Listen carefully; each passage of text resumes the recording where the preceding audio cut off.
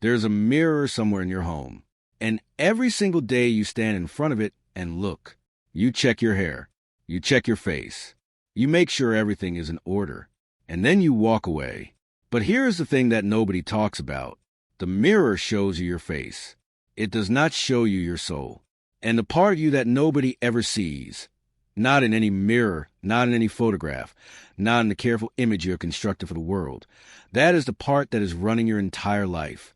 Today we are going to find it, not with an ordinary mirror, with something far older, far more honest, and far more powerful than anything made of glass and silver has ever been able to show you. Carl Jung spent his entire career studying the one thing that every human being on Earth shares, but almost no one ever directly examines: the unconscious self, the version of you that exists beneath every performance, beneath every carefully chosen word, beneath every decision you have ever explained to yourself and to others in perfectly logical terms. Jung said that this hidden self does not speak in words. It speaks in symbols, in images, in the things you are drawn to before your mind has a chance to tell you whether you should be drawn to them or not. And one of the most powerful symbols the unconscious has ever produced across every civilization in all of recorded human history is the mirror. The mirror is not a modern invention. Human beings have been creating surfaces to see themselves reflected in for over 8,000 years. The oldest mirrors in existence were made from polished volcanic obsidian in ancient Turkey.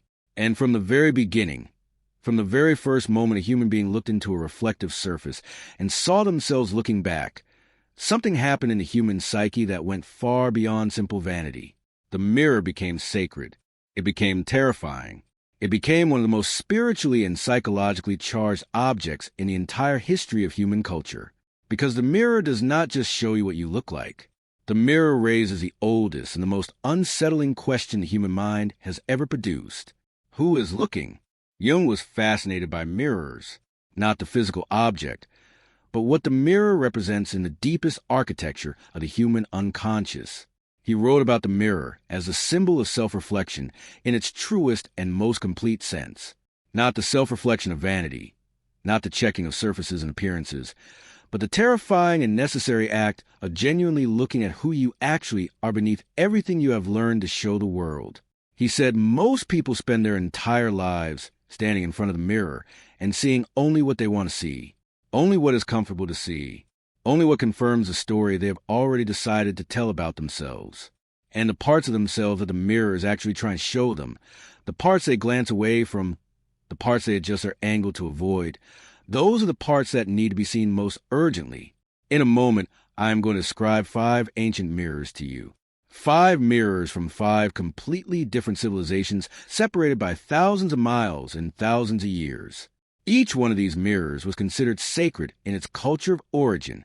Each one was understood to reveal something beyond the physical surface of the person looking into it.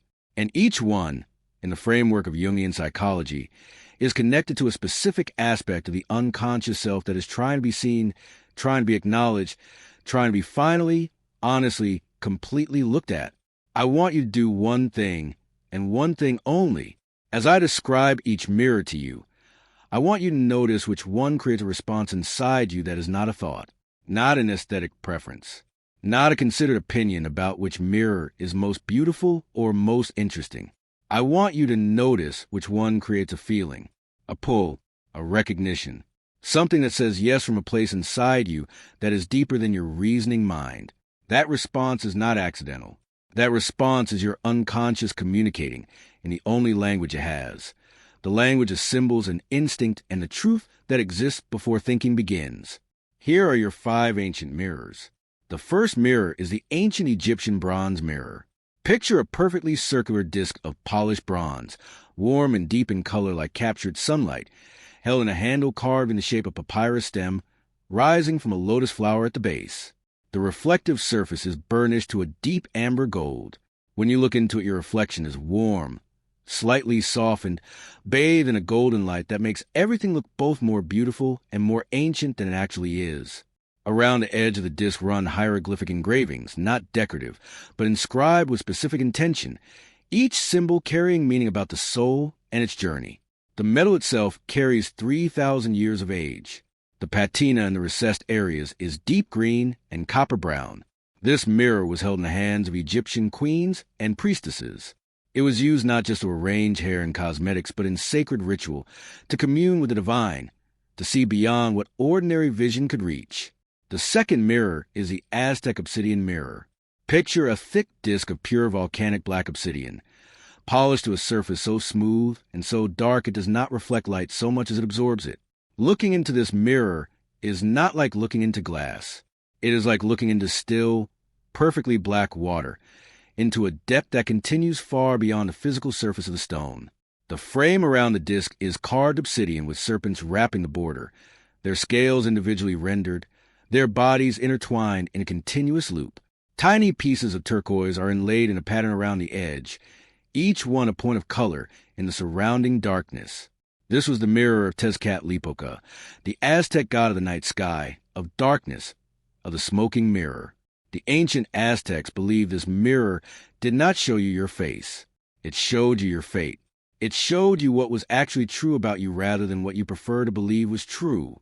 The third mirror is the ancient Chinese Han Dynasty bronze mirror.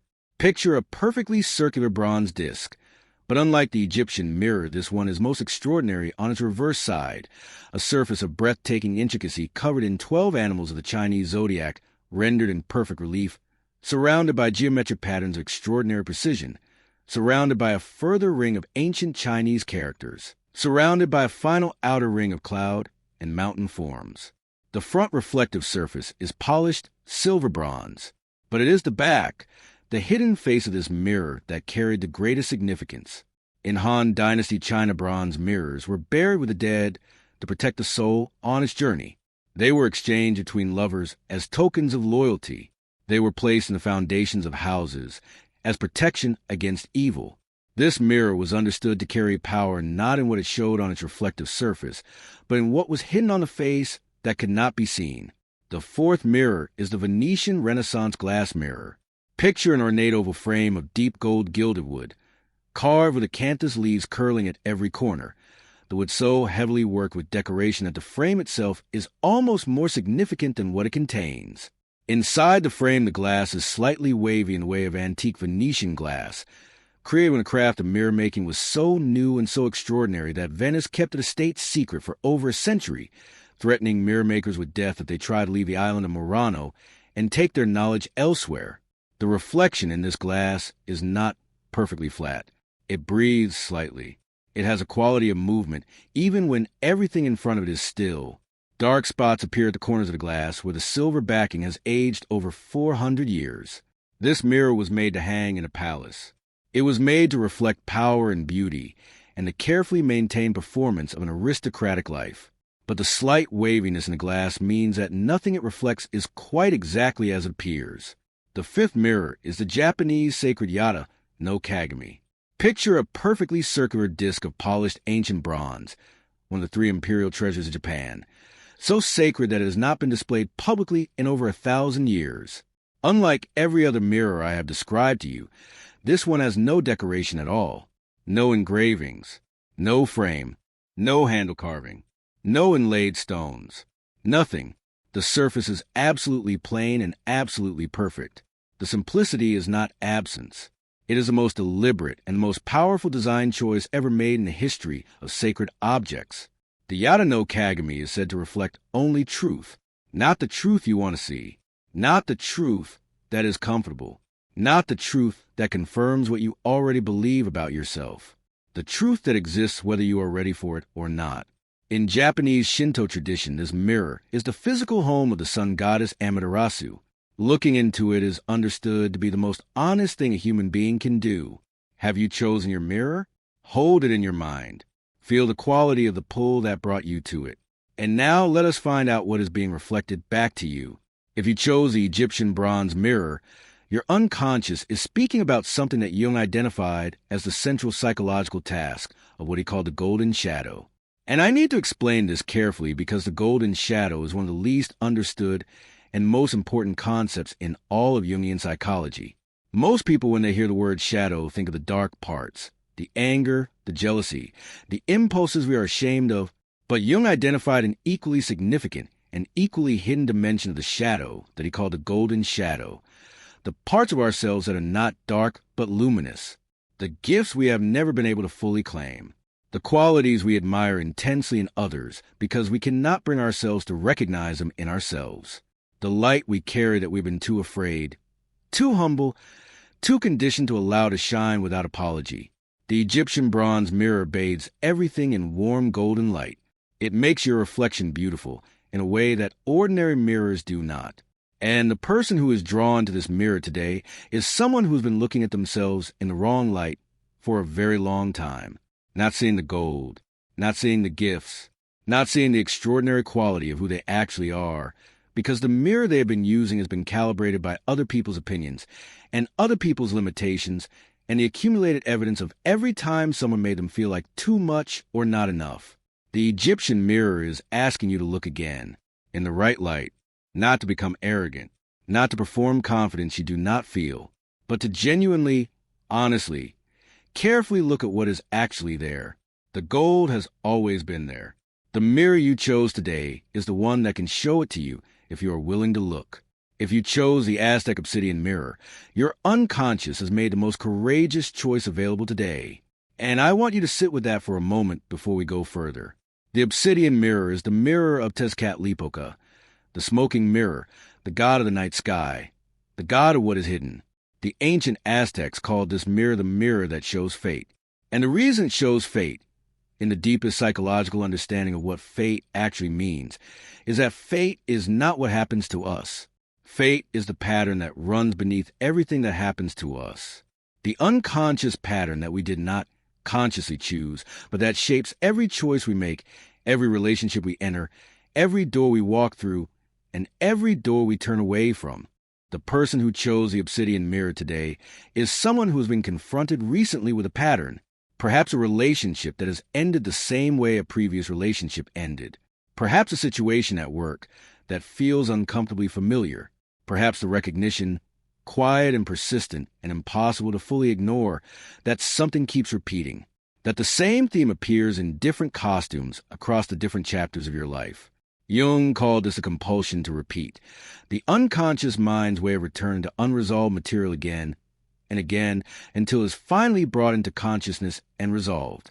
The Obsidian mirror does not show a comfortable reflection, but it shows a true one, and the person who chooses it today is a person who, somewhere beneath all their resistance and all their fear, is finally ready to see what is actually there.